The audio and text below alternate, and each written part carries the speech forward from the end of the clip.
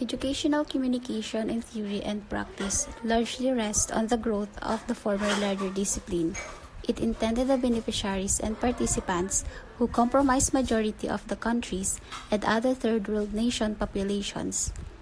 Educational communicators ought to find, innovate, test, and carry out effectively change intended learners' awareness and understanding, attitudes, and values in pursuit of development goals.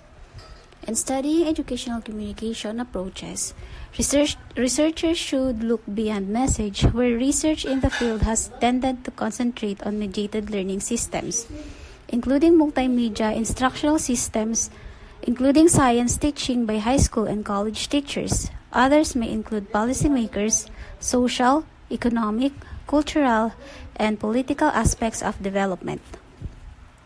There are two chapters in educational communication. The Chapter 1 describes the 6 characteristics of educational communication. It also includes the role of educational communication in development is enhancing or inducing learning among intended development participants. The history of the field is made up of 2 major parts. First, its early philosophical development, characterized by philosophers, and second, scientists theorizing about teaching and learning.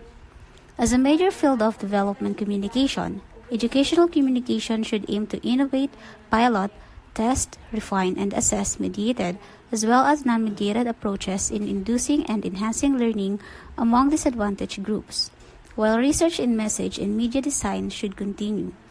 The educational communication researcher should also study how such message and media design may be used with varied types of learner involvement.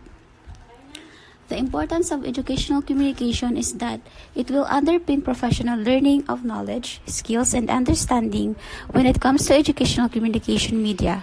As I mentioned earlier, media is the primarily learning resources or tools which the educational communicator works with.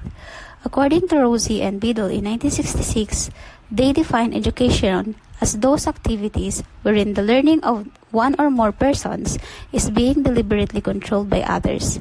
Thus, educational media are those objects or devices that are used to support the process of education whereby teachers or communicators attempt to induce learning in students or audiences. Created using Powtoon.